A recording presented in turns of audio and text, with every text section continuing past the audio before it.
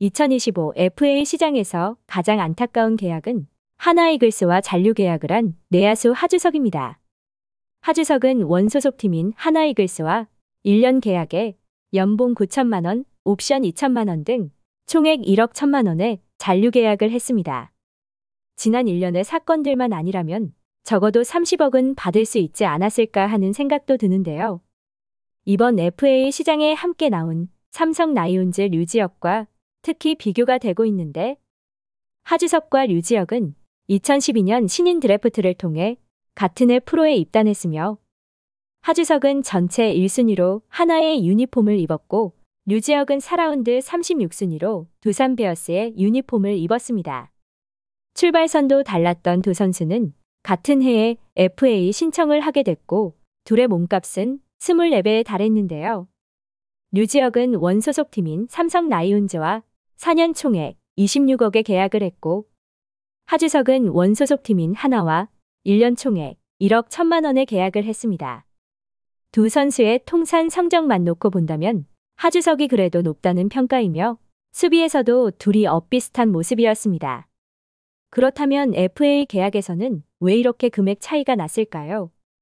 물론 류지혁의 오버페이에 대한 의견도 있지만 오버페이와 인성 논란은 결이 다른데요. FA로 영입하는 선수는 즉시 전력으로 팀에 확실한 도움이 될 법한 선수를 영입하기에 그에 따른 대가를 치르는 것으로, 지난 시즌의 성적과 몸 상태도 중요하지만 팀에 얼마나 잘 융화될 수 있느냐도 선수 영입에서 체크하는 부분일 것입니다. 하주석 영입을 가장 망설이게 했던 이유가 바로 이러한 부분으로, 주장 완장을 차고 치렀던 2022 시즌 경기에서 심판 판정에 항의하다 퇴장당하면서 울분을 참지 못하고 헬멧을 집어 던지고 배트를 내려치는 일이 있었고, 하주석이 던진 헬멧이 더그아웃에 있던 코치진 머리를 강타하면서 논란이 일었습니다. 클레멘즈 코치의 머리를 강타하는 것을 본 이후에도 하주석은 그대로 라커룸으로 들어가 버리면서 그의 인성에 대해 비판하는 이들이 많았습니다.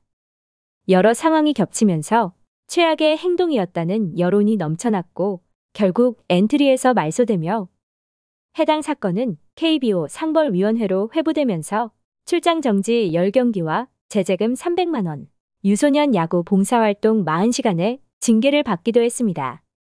이후에는 더 최악의 사건을 터뜨리면서 그나마 있던 팬들마저 등을 돌리게 했는데요.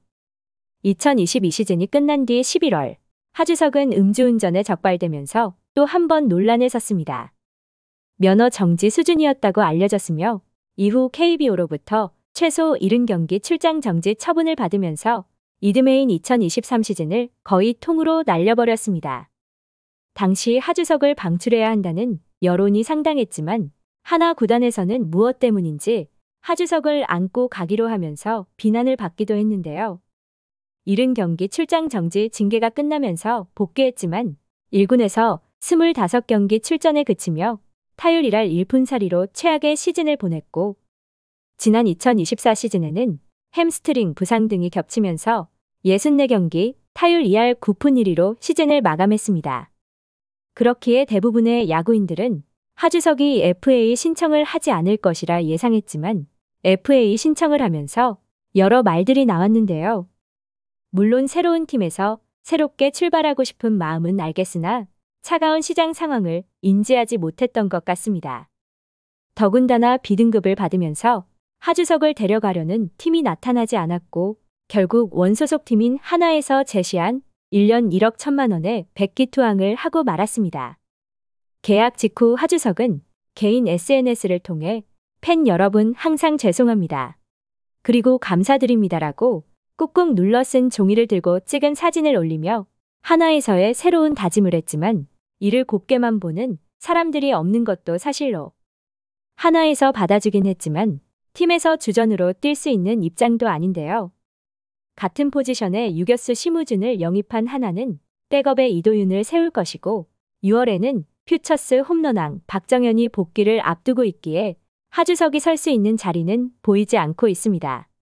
어쩌다 보니 하나의 유격수 백업 자리는 경쟁이 치열해졌고, 하주석이 경쟁에서 살아남으려면 내야 멀티 백업을 맡는다면 1군에서 경기를 소화할 수도 있는데요. 이것도 아니라면 외야로 자리를 옮기는 것도 하나의 방법일 수 있습니다. 더욱이 돌아오는 시즌 1군에서 경쟁력 있는 모습을 보인다면 시즌 중 트레이드도 가능할 것이라는 평가가 지배적이며 하나에서도 이런저런 예상을 하고 하주석과 계약을 진행했을 것입니다.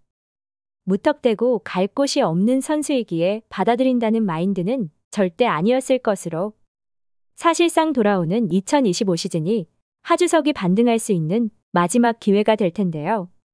인성 논란에 더해 음주 적발까지 힘든 시간을 보낸 하주석이 이번 FA 계약을 계기로 꼭 반등하며 새로운 출발을 했으면 합니다. 시청해주셔서 감사합니다.